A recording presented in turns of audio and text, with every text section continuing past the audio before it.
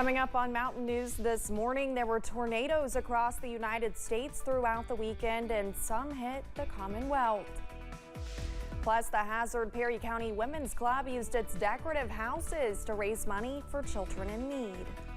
Dedicated to Eastern and Southern Kentucky, this is WYMT Mountain News this morning. Good morning, I'm Olivia Calfee. We're coming up on 5 a.m. on Monday, December 11th. Now let's check in with First Alert meteorologist Shane Smith for a look at your forecast this morning. And good morning, Shane. How are you doing? Good morning, Olivia. Hope you're doing well. I'm good. Yes, long time no see, but I'm looking forward looking forward to the next couple weeks.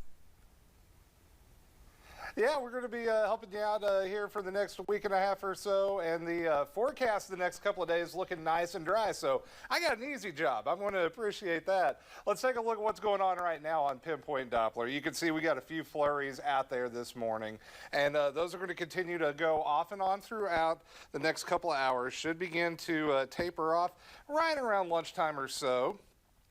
Let's go to Jenkins and take a look at the weather cam up there. Not seeing any snowflakes flying right now, but we could get one or two flurries this morning.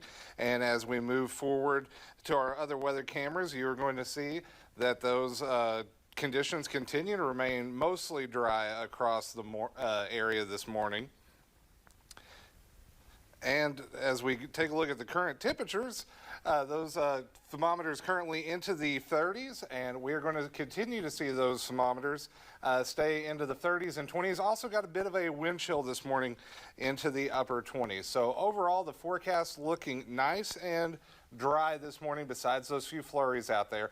By the afternoon, we go to partly cloudy conditions, and then as we head into the afternoon, those highs are only going to top out into the 40s. So we're going to take a look at a big area of high pressure coming up here in just a little bit, Olivia, that's going to keep our skies nice and dry for most of the week. We'll have more on that coming up here in just a few minutes. All right, thank you, Shane. Portions of the Commonwealth were damaged in the storms and tornadoes on Saturday. The National Weather Service confirmed that a tornado touched down in both Warren and Logan counties in the western part of the state. Officials say that the tornado that touched down in Logan County reached wind speeds of approximately 90 miles per hour. We had homes with roofs ripped off, barns ripped off, power lines down, impalement of 2x4s into the ground. What a mess in Logan County. The tornado that came out of Tennessee went into Todd County and Logan County. We have an EF2, 115 miles per hour. Really bad south of Russellville. Lickskillet got a really bad tornado. I'm amazed no one got injured or worse. Officials hope that the damage seen in these areas can be taken as a warning to always stay weather aware during tornado watches and to take over during tornado warnings. Nearly 80 soldiers from the Kentucky National Guard in Monticello are being deployed to Southwest Asia. Several city and state officials were there to send them off. And WYMT's RJ Johnson has more from Monticello. God bless Wayne County, God bless Kentucky, and God bless these United States of America. Thank you. Hundreds of loved ones gathered at Wayne County High School to send off 79 soldiers from the 623rd Field Artillery of the Kentucky Army National Guard as they are deploying to Southwest Asia. Well, I want the soldiers to know that we're proud of them, we admire them, we thank them for their sacrifice and their willingness to be a part of something bigger than themselves. Congressman Hal Rogers spoke at the ceremony to recognize and wish them well in their deployment. He says he knows the holiday season is a difficult time of year to leave your family. It's a difficult time for these soldiers to be pulled from their families and friends at Christmas time. Soldiers were greeted with words of encouragement as they leave the Commonwealth. Captain Joshua Metter says he knows the team can successfully work together and come home. Those on your left and right are the ones you will rely on. I ask that you please continue to take care of each other. I stand before you humbled and yet extremely confident in your ability to execute our warfighting function. Chief of Staff Colonel Kent Cavallini says he has no doubt in their capabilities.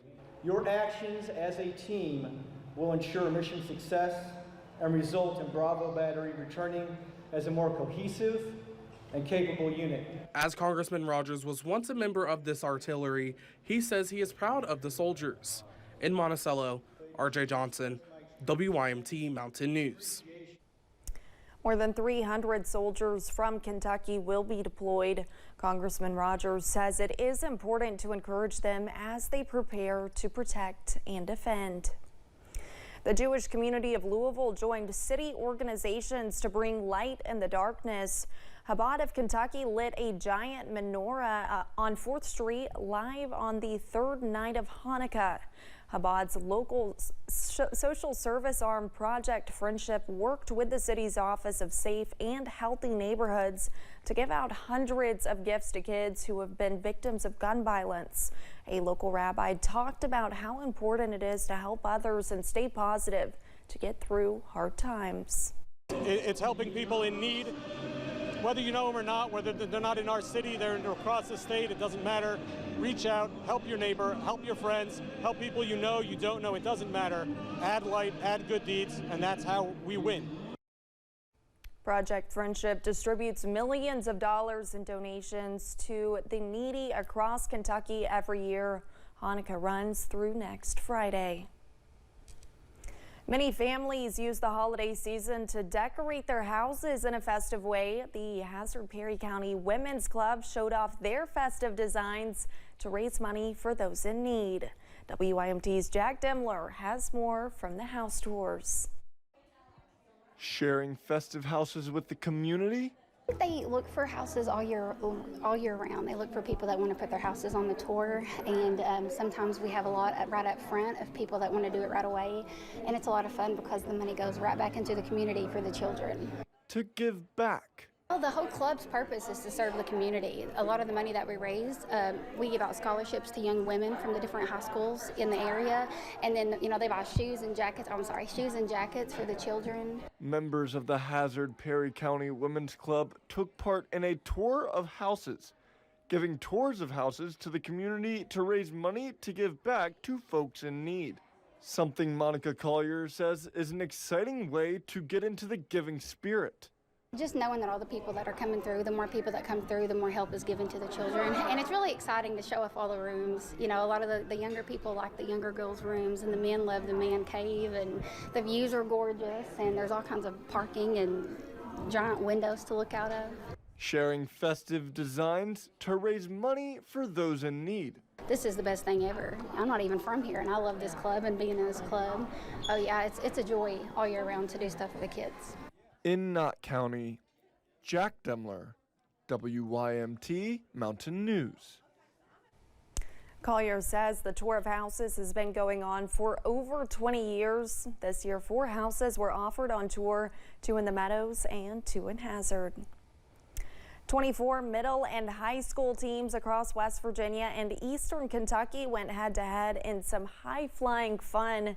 A robotics and drone competition at the Huntington Tri-State Airport Sunday.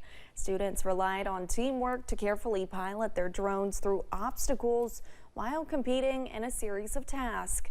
Teams had the chance to advance to the Northeast Aerial Drone Championship. My entire team, we've known each other for the last 3 or 4 years, so we already knew how to work with each other. It's mainly just getting used to the field and making sure that we know everybody's weaknesses and strengths. The championships will be in May of 2024. Thanks for getting your day started with us here on Mountain News this morning. When we return, colleges across the nation are facing scrutiny over their lack of response to anti-Semitism on campus. And the forecast looking dry and cool over the next couple of days. We'll have more on that coming up after the break.